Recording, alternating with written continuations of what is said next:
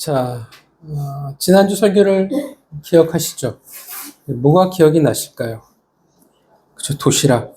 안드레와 한 소년의 도시락이었습니다.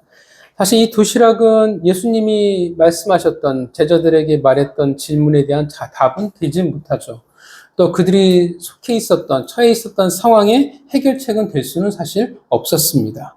그러니까 사실은 어떤 도움도 되지 않는다는 겁니다. 그러니까 답은 도시락에 있는 것이 아니라 답은 예수님께 있었습니다. 그 말은 우리에게도 역시 답은 없다라는 거예요. 그런데 왜 예수님은 도시락을 기다리셨을까요? 왜 우리의 헌신과 우리의 최선을 바라고 계실까요? 그것은 여전히 답은 아니지만 그것을 통해서 어떻게 하시냐면 출발점을, 전환점으로 삼으신다라는 겁니다. 그리고 그게 우리의 부르심이에요. 우리의 부르심이 뭐냐면 우리는 모두 다 축복의 통로로 부르셨다라는 겁니다. 그래서 우리를 통해 일하신다라는 거예요. 통로는 흘러가는 거잖아요. 그래서 우리에게 기회를 주시는 겁니다. 그러니까 하나님이 우리에게 요구하시는 것은 하나님이 가진 것이 부족해서 우리에게 뺏겠다라는 것이 아니라는 거예요. 우리는 물론 억울하다라고 생각할지는 모르겠지만 우리가 본문을 기억하시면 누가 가장 큰 은혜를 누렸냐 하면 그 오병이어의 기적을 맛본 사람이 아니라 그것을 나눴던 안드레와 한 소년이 가장 큰 은혜를 그들이 받은 겁니다. 그래서 우리의 싸움은 어떤 싸움이 되어야 되냐면 내 도시락을 하나님에게 빼앗기냐 빼앗기지 않냐의 싸움이 아니에요. 우리는 더 나은 출발점, 어떻게 하면 더 나은 전환점이 될 수 있을까를 고민하는 게 우리의 신앙이어야 한다는 것입니다. 그럼 어떻게 되겠어요? 더 풍성하잖아요. 더 기쁠 수 있고 더 큰 은혜가 우리를 통해 흘러 넘친다라는 겁니다. 주님은 여전히 오늘도 우리의 도시락을, 우리의 작은 헌신과 우리의 충성을, 순종을 기대하고 계십니다. 물론 그것이 현실의 답이 되지는 않을지 모르겠지만 여전히 별 볼 일 없어 보이는 그 안드레와 한 소년의 도시락밖에 되진 않지만 그래도 상관은 없습니다. 왜냐하면 답은 여전히 그분이 가지고 계시기 때문에 그렇습니다. 여러분의 도시락을 통해 일하시는 하나님을 경험하시는 성도가 되시기를 바랍니다. 우리가 신앙에 자꾸 뭔가를 경험해야, 체험해야 우리의 신앙이 단단해져 가요. 그래야 배짱이라는 게 생겨요. 이게 없으면 머리만 커지면 배짱이 없어요. 그래서 신앙이 유전이 될 수가 없습니다. 그러니까 여러분들이 이런 것들을 우리가 많이 경험했으면 좋겠어요.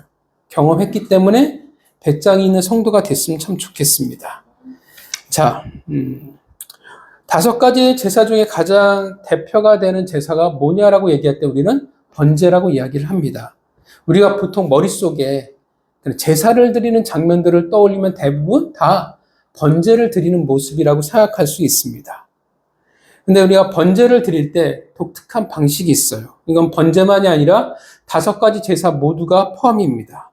그것은 그 독특함이란 다 어떻게 해요? 특별한 의미를 가지고 있다라는 거예요. 하나님이 의도적으로 그렇게 하고 계신다라는 것입니다. 자, 오늘 본문을 보시면서 특징이 뭐였나요? 뭐가 가장 방식이 뭐라고 얘기할 수 있을까요? 어떻게라고 할 때 등장하는 게 내장과 정강이와 또 뭐가 있을까요? 방식에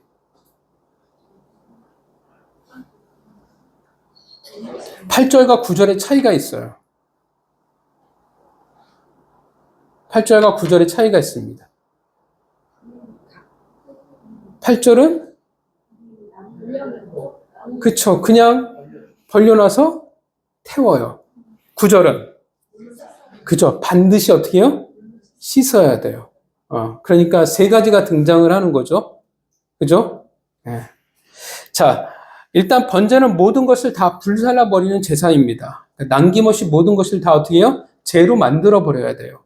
그러니까 남아있는 것이 있으면 안 됩니다. 물론 가죽은 벗겨서 제사장에게 주기도 하지만 그래도 어떻게 하냐면 나머지는 다 불살라 남는 게 없어야 돼요. 보통 여러분들이 기억하시지만 다른 제사장은 어떻게 하냐면 고기의 일부를 남겨서 제사장의 몫으로 삼습니다. 근데 번제는 그런 게 없어요. 모든 것은 다 제가 되어야 합니다. 그래서 번제가 끝나면 남는 게 없어요. 또 번제만이 가지고 있는 어떤 특징이 있냐면 오늘 본문 여러분들이 읽으셨던 구절에 보면 좀 전에 이야기했던 내장과 정강이에 관한 부분이 있습니다. 본문을 보면 굳이 내장과 정강이를 언급한다라는 거예요. 더군다나 내장과 정강이를 불태우기에 앞서서 꼭 해야 하는 일이 뭐냐면 물로 씻어야 합니다. 오늘 본문에서만 그러는 게 아니에요. 레위기 1장 13절에도 똑같이 나오고요. 레위기 8장 21절에도 이렇게 나와요. 물로 내장과 정강이들을 씻고, 자, 그리고 레위기 9장 14절에 또 내장과 정강이는 씻어서라고 얘기를 합니다. 그러니까 어떻게 이야기하냐면 모든 번제에 있어서 내장과 정강이는 어떻게 해야 돼요? 반드시 씻어야 돼요. 그런데 이 내장과 정강이에 관한 부분은 오직 번제에만 등장을 합니다. 여러분, 왜 번제에서 내장과 정강이를 언급할까요? 그리고 왜 꼭 씻어야 한다고 이야기를 할까요? 우리가 앞서 말씀드렸지만 번제의 가장 큰 특징은 뭐냐면 다 불살라 버린다라는 거예요. 어차피 다 불로 태워버릴 거 아니에요. 재로 만들어 버리는잖아요. 근데 꼭 물로 씻을 필요가 있을까요? 재물이니까 정성이 필요하지 않겠습니까? 라고 말할지는 모르겠지만 다른 부위는 안 그러잖아요. 8절을 보면 어떻게 해요?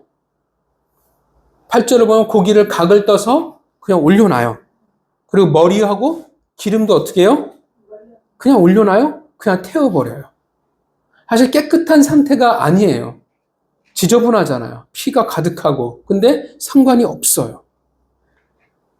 근데 유독 정강이하고 내장은 반드시 씻어서 불태우라고 이야기를 한다라는 것입니다. 왜 그럴까요? 왜 물로 씻을까요?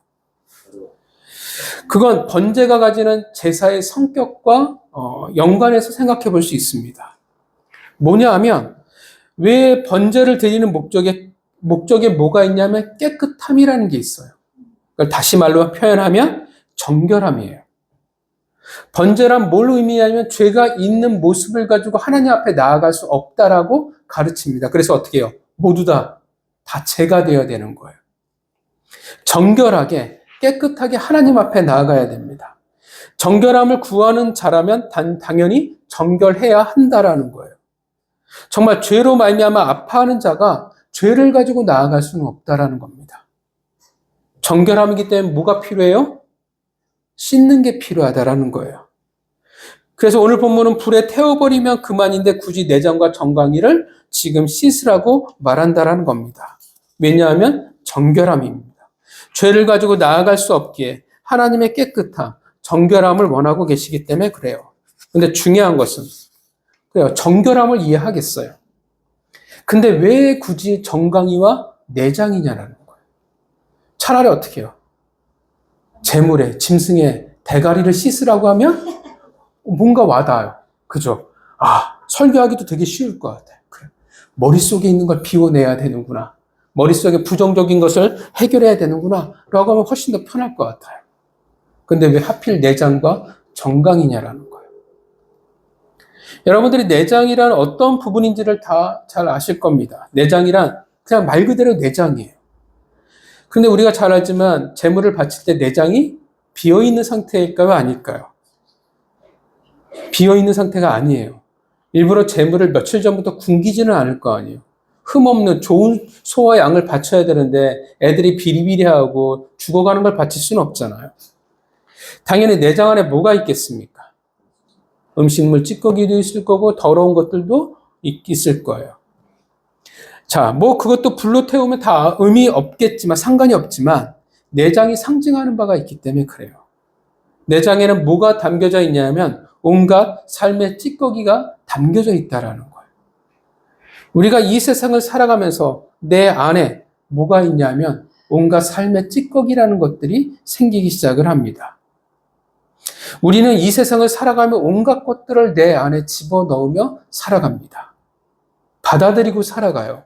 마치 그것이 내 삶의 양식인 마냥, 내 힘인 것 마냥, 이것이 없으면 살아갈 수 없다라는 생각들, 이 세상의 온갖 삶의 방식들을 내 안에 우리는 담고 살아간다라는 겁니다.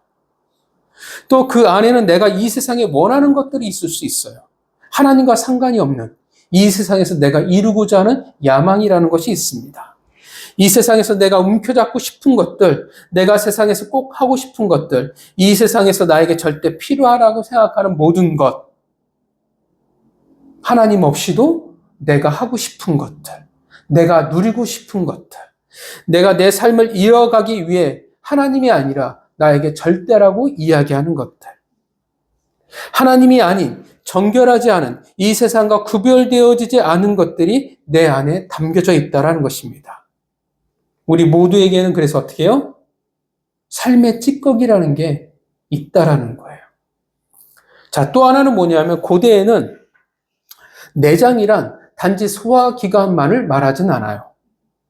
여러분들이 한번 들어보신 적이 있을 겁니다. 우리는 감정을 어디에서 느낀다고 우리는 표현하냐면 가슴이에요. 심장. 그죠? 심장에서 우리는 감정을 느낀다라고 표현을 하는데 고대에서는 어디냐면 내장이에요. 그래서 옛날에는 뭐라고 생각했냐면 배에서 감정을 느낀다라고 생각을 했습니다. 결국 내장을 씻는다라는 것은 그래서 뭐와 연관이 되었냐면 감정의 문제와 연결이 되어져요. 감정이란 단지 희노애락의 그 이상의 문제를 말합니다. 그래서 상처가 될 수도 있어요. 우리 안에 해결되지 않은 분노가 있을 수 있습니다. 그러잖아요. 우린 다 분노가 있어요. 다 어떻게 보면 버튼이 있어요. 평상시에 괜찮은데 그 버튼만 누르면 어떻게 해요? 네, 뻥 하고 터져요. 어떤 사람은 운전하다가 폭발하는 사람들이 있고 어떤 사람은 자기 의견이 무시됐다고 생각할 때 터지는 사람이 있을 수 있고 다 우리는 가진 분노들이 있다라는 겁니다. 해결되지 않은 우리에게 쓴뿌리라는 것들이 존재를 해요. 그래서 그 해결되어지지 않은 내면의 분노와 상처와 쓴뿌리들이 어떻게 되어집니까? 현재 나의 삶에 영향을 끼쳐요. 전혀 다른 사람이 될 수 있게 만들어버린다라는 것입니다. 우리의 모습은 겉으로 보기에 그럴듯해 보일지는 모르겠지만 그 내면에 보이지 않는 부분에 복잡한 감정들과 상처들, 쓴뿌리는 결국 하나님의 사람으로 살아가는 데 있어서 안 좋은 영향을 줄 가능성이 너무나 커요. 성경에서 이것을 우리에겐 견고한 진이라고 표현하기도 합니다. 이거는 사단이 우리를 공격할 때 아주 유용한 도구예요. 귀신이 나타나서 우리를 놀래키는 것을 통해서 사단이 역사할 수 없어요. 그것은 별로 대단하지 않아요. 진짜 위험한 거는 내 안에 있는 쓴뿌리들, 견고한 진을 통해서 사단이 일할 때가 그때가 영향이 정말 크다라는 거예요. 우리가 다 경험해 봅니다.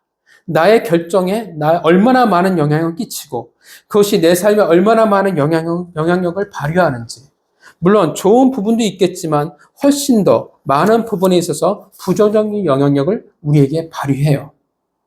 그래서 우리가 경험하지만 때때로 이해할 수 없는 사람들의 반응을 우리가 봅니다. 왜 저럴까? 사실 대단한 문제가 아닌 것 같은데 유독 어떻게 해요? 약점이 걸려버리면 사람이 전혀 달라져 버려요. 평소에 실수하지 않는데 정말 이상한 결정을 내려버려요. 왜 이렇게 반응이 큰지 모르겠어요. 그래서 약점입니다. 굳건히 하나님의 길을 걷고 있는데 그 약점에 발목이 잡혀버리면 어떡하냐면 한순간에 와르르 무너져 버려요. 우리가 신앙이라는 게 항상 고비라는 게 생겨요. 신기하게 보면 어느 시점에 가면 내가 증명해야 될 타이밍이 와요. 근데 그 타이밍이 항상 뭐와 같이 따라오냐면 시험이 와요. 그때 항상 어려움이 와요. 근데 사실 맞죠. 그래야 증명이라는 것이 되기 때문에. 그래서 유독 그 시점에는 사단의 공격들도 거셀 때가 있어요. 근데 사단이 멍청하지는 않거든요. 우리의 약한 부분을, 쓴뿌리를, 약점을 걔네들이 건드려요. 그러면 넘어져요. 건강이 약점인 사람들은 그렇게 넘어져 버리고 감정이 어떤 특정한 감정이 약한 사람은 또 그것에 넘어져 버립니다. 사람은 우리는 모두 다 어떻게 해요? 되게 복잡하고 되게 섬세한 존재들이에요. 그러니까 우리는 과거로 끝나지 않는 존재들이에요. 과거가 오늘의 나에게 영향을 미치고 미래에도 영향을 미친다라는 겁니다. 단순한 사람이라는 것은 존재하지 않습니다. 겉은 그렇게 보일진 모르지만 그 겉사람의 모습을 결정해주는 속사람이 반드시 우리에게 있다라는 거예요. 그 속사람이 건강하면 좋아요. 그런데 그러기에는 우리가 이 세상을 살아가면서 정말 많은 감정의 쓰레기를 혹은 상처와 아픔을 가지고 살아갑니다. 건강하지 못하게 만드는, 하나님의 사람으로 올바르게 성장하지 못하게 만드는 그 내면의 것들, 그 속사람을 우리가 씻어내야 한다라는 것입니다. 내장은 이 세상을 살면서 내 안에 담은 삶의 찌꺼기들이며 이 세상을 살면서 내 안에 쌓여나가는 온갖 부정적인 감정들과 상처인 것입니다. 하나님이 무엇을 요구하시냐? 이제 그것을 씻어야 한다라고 말합니다. 하나님 앞에 이제 어떻게 해요? 내려놔야 한다라는 거예요. 너희가 다 해결하고 나서야 하나님을 만나야 된다, 그 얘기가 아니라 그러면 우리는 하나님을 만날 수가 없거든요. 이제 하나님 앞에 그것을 너희가 내려놔야 돼라고 말씀하시는 겁니다. 그래야 어떻게 해요? 우리가 이 세상에서의 삶도 행복할 수가 있어요. 부부들도 여러 가지 갈등과 어려움이 있는데 단지 현재 부부의 문제가 아니라 가만히 들여다보면 과거에 가진 상처들이 있기 때문에 부부가 갈등이 겪는 것들이 되게 많아요. 그 말은 뭐냐면 이 내장의 문제를 해결하지 않으면 연합이라는 것을 하기가 어렵다라는 거예요. 부부가 연합하기 어렵고 교회가 하나가 그리스도의 몸된 공동체가 되기가 어렵다라는 것입니다. 이것을 해결해 나가야 하나님과의 관계도 우리가 건강해질 수 있는 것입니다. 물론 그것을 당장 내려놓을 수 있다, 너희가 해결하라고 말하는 것은 아닙니다. 하나님을 믿기 시작했다고 해서 바로 이런 약함과 어려움에서 바로 자유해지지는 않습니다. 그런데 이제 어떻게 돼요? 그 방향으로 우리가 갈 수 있는 거예요. 시작할 수 있는 거예요. 우리가 노력할 수 있다라는 것입니다. 우리가 노력하면 분명히 이제 어떻게 되어지냐면 하나님이 도우십니다. 속사람을 어찌 우리 힘만으로 감당하겠습니까? 우리는 그 속사람을 이길 힘이 없어요. 하나님이 여러분들에게 기회를 주실 것입니다. 사람을 붙여주실 것이고 은혜의 순간들을 여러분들에게 주실 겁니다. 내 안에 그 견고한 얼음이 한순간은 아니겠지만 하나님이라는 그 빛 앞에서 어떻게 해요? 점점 작아져 갈 겁니다. 그리고 아예 없는 것은 아니겠지만 그 속사람의 영향력이 점점 사라져 간다라는 것을 내가 경험하게 될 거예요. 그러니까 성도 여러분, 주저하지 마시고 여러분들의 속사람을 마주하시기를 바랍니다. 그리고 노력하세요. 정결하게 씻어내기 위해서. 그러면 하나님께서 여러분들에게 놀라운 은혜의 기회를 주실 줄 믿습니다. 자, 그러면 또 정강이는 무엇을 말할까요? 정강이가 어디 부위인지는 다 아시죠? 네, 우리의 나날이 약해져가는 무릎입니다. 옛날엔 튼튼했는데 이젠 계단을 내려갈 때 조심조심 해야 된다는 것을 우리가 경험하기 시작을 합니다. 왜 하필 무릎을 씻어야 할까요? 지금 하나님께서 이렇게 하시는 건 다 시청과 교제예요. 사실 어떻게 하나님 입장에서 보면 대단한 건 아닌데 하나님의 백성들을 가르치기 위해서 지금 하나하나 이렇게 말씀하시는 겁니다. 우리가 무릎을 떠올리면 생각할 수 있는 그림 중에 하나가 뭐냐면 무릎을 꿇는 거예요. 우리는 무릎을 꿇고 살아가는 존재예요. 하나님 앞에 우리가 무릎을 꿇고 살아가든지 아니면 세상의 무릎을 꿇고 살아가는지. 근데 주로 우리의 무릎이 어디에 사용되어지냐면 세상의 무릎을 꿇고 살아갈 때가 너무나 많다라는 겁니다. 그러니까 이 무릎은 뭘 보여주냐면 세상과 맞닿아 있는 부분이에요. 그래서 여러분 세족식 할 때 기억하시죠? 세족식은 어떻게 합니까? 무릎 꿇고 하셨어요? 세족식 할 때 어딜 닦아요? 발만 닦죠. 네. 여러분 다 세족식 하신 경험들이 있으시죠? 발만, 온몸을 씻기진 않아요. 왜 발만 닦을까요? 그쵸. 세상과 맞닿아 있는 부분을 상징하는 거예요. 물론 이제 종으로서 발을 닦는 겸손한 부분을 이야기하지만 예수님이 그러잖아요. 전체를 닦을 필요는 없어 라고 말씀하셔요. 그 말은 뭐냐면 발이 이 세상과 맞닿아 있는 부분이기 때문에 그래요. 전체를 씻을 필요는 없어요. 왜냐하면 우리의 죄의 문제를 해결했으니까. 근데 여전히 뭐가 남아있냐면 이 세상에 맞닿아 있는 부분이 있기 때문에 그래요. 정강이가 마치 똑같습니다. 그런데 이 정강이는 무릎은 단지 이 세상과 맞닿아 있어가 아니라 더 큰 건 뭐냐면 이 세상의 무릎을 꿇고 있다라는 거예요. 여러분, 이 세상에 무릎을 꿇고 있다라는 것은 어떤 의미입니까? 내가 이 세상에 복속되어졌다라는 거예요. 하나님은 원래 우리를 어떻게 부르셨어요? 이 세상을 정복하고 다스리는 존재로서 우리를 부르셨어요. 근데 이제는 어떤 모습이 있냐면 오히려 이 세상에 어떻게 해요? 무릎을 꿇고 있다라는 거예요. 이 세상에 다스림을 받고 있다라는 것입니다. 하나님의 백성으로 살아가야 되는데 그 당당함이 있어야 되는데 그러지 못하고 마치 이 세상의 백성처럼 세상에 무릎을 꿇고 살아가는 모습이라는 것입니다. 세상을 왕으로 섬기고 있다라는 거예요.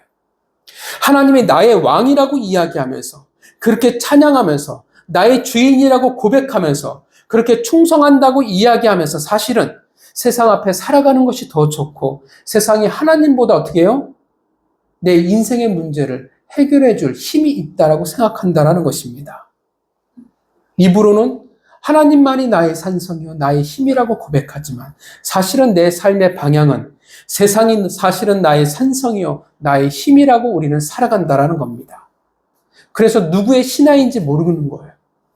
도대체 누구의 백성인지 구별이 가지를 않아요.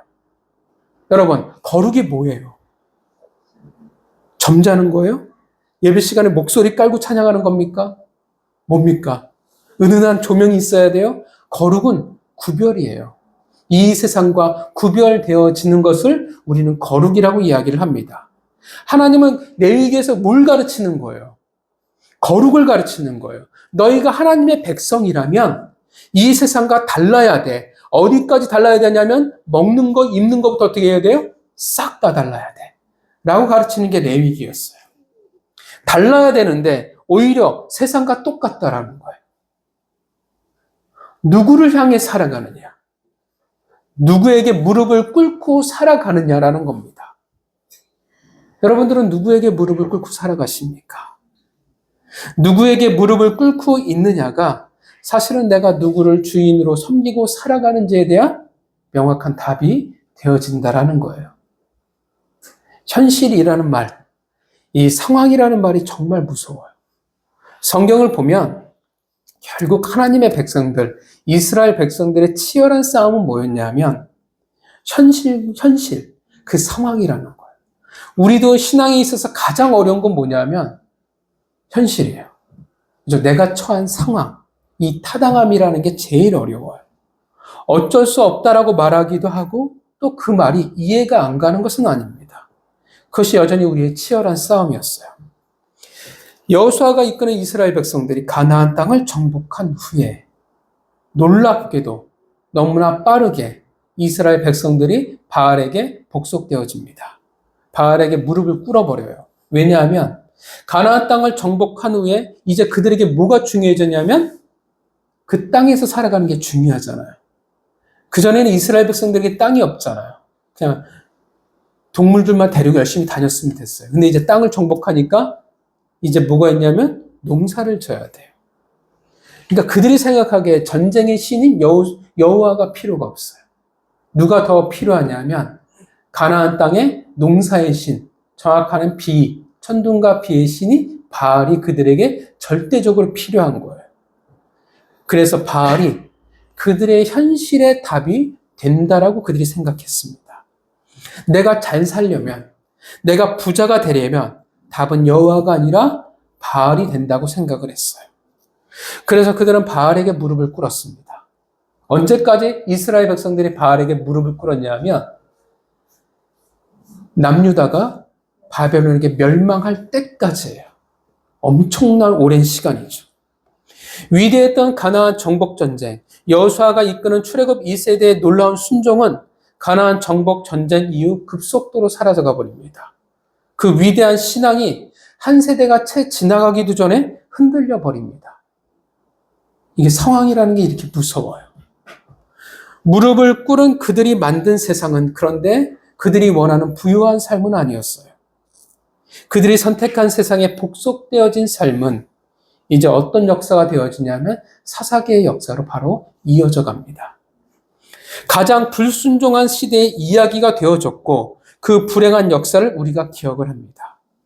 어쩔 수 없어서 세상에 무릎을 꿇는다고 하지만 가장 비참한 역사를 그들은 상황을 맞이할 수밖에 없었습니다. 오히려 그럼에도 불구하고 상황이 아닌 하나님 앞에 무릎을 꿇었을 때 가장 위대한 역사를 이스라엘 백성들이 만들어갈 수가 있었습니다. 하나님도 우리의 연약함을 아세요. 세상에 무릎을 꿇고 살아갔던 그 삶을 그래서 씻어야 한다라고 이야기를 해요. 아세요. 아시니까 이게 단회적인 한 번의 제사가 아니잖아요. 계속 이렇게 번제를 드린다라는 것은 어떤 의미예요? 우리의 연약함을 하나님이 아신다라는 겁니다. 그래서 어떻게 해요? 우리는 의식을 해야 돼요. 기억을 해내야 돼요. 안 되더라도 어떻게 해요? 최소한의 부끄러움을 가지고 우리는 살아가야 합니다. 여러분, 복의 최소한의 조건이 뭘까요? 우리는 복 받기를 되게 원하잖아요. 그 최소한의 조건이 뭔지 아십니까? 팔복에서 이야기하죠. 누가 복이 있다고 얘기하냐면 애통하는 자가 복이 있다고 이야기를 해요. 애통함이란 뭐냐면 부끄러움이에요. 여러분, 내가 죄를 져놓고 혹은 상황에 맞춰 살아놓고 어쩔 수 없잖아. 세상이 그런데, 상황이 이런데 어쩔 수 없는 거지라고 당당하지 마세요. 성경은 뭐라고 얘기하냐면 아는데 적어도 너희가 부끄러움은 가지고 있어야 된다라고 이야기를 한다라는 거예요. 보이는 것은 대단해 보이는 차이는 없지만 그래도 그게 자세요, 은혜를 구하는, 복을 구하는 자의 마음가짐의 차이라는 거예요. 우리가 부끄러움을 가지고 그래도 또 하는 겁니다. 우리는 물론 잘하는 게 어렵습니다. 우리가 가진 속사람의 각양의 찌꺼기들, 이 세상을 살면서 세상에 무릎을 꿇은 내 모습 쉽지 않아요. 그러나 그렇다고 해서 그 거룩한 싸움이 정결하고자 하는 노력이 없다면 우리가 어떤 결과를 맞이하겠습니까? 우리의 삶이 어떤 모습으로 귀결되겠습니까? 우리가 과연 우리의 입술로 어떤 고백을 하겠냐라는 거예요. 하나님께서 우리를 통해 어떠한 고백을 받으시겠습니까? 그 정결하고자 하는, 하나님 앞에 나아가고자 하는 그 마음이 없는데 그 예배가 가인의 제사와 다를 바 뭐가 있겠냐라는 것입니다. 아무리 아름다운 제물을 드리고 황금으로 치장을 한다 할지라도, 물론 그 안에 내 수고와 열심을 담는다 할지라도, 내가 내장과 정강이를 깨끗이 씻고자 하는 그 거룩한 싸움이 없다면 우리는 하나님 앞에 드릴 수가 없다라는 것입니다. 우리의 예배의 의미를 찾을 수가 없는 겁니다. 오늘날 번제는 없어요. 그러나 예수님이 뭐라고 말씀하셨어요? 율법은 폐한 게 아니라 완성이에요. 그 정신은 우리에게 계속 요구되어지는 겁니다. 만약에 율법이 폐했다면 굳이 레위기를 성경에 담을 필요가 없었겠죠. 하나님은 원치 않으세요. 우리 안에 담겨진 이 세상의 찌꺼기들, 못난 속사람의 모습들, 우리가 이 세상에서 하나님 외에 세상의 무릎을 꿇고 살아가는 그 모습을 하나님은 원치 않으십니다. 그것을 가지고 당신 앞에 나아오는 것을 하나님은 기뻐하시지 않습니다. 어찌 건강한 하나님의 백성이라고 이야기할 수 있겠습니까? 그래서 씻어야 돼요. 말씀드렸지만 우리는 이것을 한 번에 완성되지 않아요. 이건 성화예요. 우리가 죽을 때까지, 하나님 부르시는 그날까지 우리의 거룩한 믿음의 싸움이어야 됩니다. 중요한 건 하는 거예요. 이렇게 설교 듣고 내일 가서 또, 내일이 아니지, 오늘 바로 우르르 넘어지겠지만, 너무 동의하시는구나. 마음에 와드셨나 보다. 잘 안 돼요. 그런데 어떻게 해요? 또 하는 거예요. 또 넘어지고 또 하는 거예요. 그게 당당한 게 아니라 부끄러움과 애통함을 가지고 하나님, 이게 제 한계고 저의 모습이에요. 그래도 제가 포기하지 않고 하겠습니다. 전 넘어져도 그래 당신을 바라보고 또 일어나겠습니다라는 그 싸움이 우리에게 필요하다라는 것입니다. 그것이 정결함을 구하는 자세요, 고백인 것입니다. 성도 여러분, 우리 안에 참 많은 못난 사람들이 정말 많습니다. 우리는 삶에 하나님이 원치 않는 찌꺼기가 너무나 많이 담겨져 있습니다. 내가 원해서 쌓아놓은 것도 참 많고, 내가 원치 않지만 세상에서 사람에게서 받은 수많은 것들이 우리 안에 참 많습니다. 내가 쌓아놓은 것을 버리시고 원치 않게 쌓여 있는 것은 여러분 구하시기를 바랍니다. 분명 하나님의 기회와 은혜를 여러분들에게 주실 줄 믿습니다. 그리고 내 무릎이 지금 어디를 향해 꿇고 있는지를 점검하시기를 바랍니다. 이 세상을 향해 무릎을 꿇고 있다면, 세상을 섬기고 있다면 어떻게 해요? 무릎을 쳐 복종하시기를 바랍니다. 수없이 실패하고 넘어져도 잘 안 될지라도 오직 우리 하나님만이 나의 왕이시요 나의 무릎과 충성을 바칠 뿐이라는 사실을 우리는 결코 잊어서는 안 됩니다. 그런 삶의 자세가 있고 그런 삶의 노력이 있기에, 그런 정결함의 거룩한 싸움이 여러분에게 있기에 여러분의 예배가, 우리의 예배가 하나님께 드려지는 향기로운 제사가 되기를 바랍니다. 여러분, 내장과 정강이를 기억하시기를 바랍니다. 이 세상의 것을 용납하지 않으시는 그 하나님의 단호하심을, 오직 하나님의 것만을 채우시길 원하는 그 하나님의 마음을 한 주간 기억하시는 정결한 성도가 되시기를 주님의 이름으로 축원합니다. 기도하겠습니다.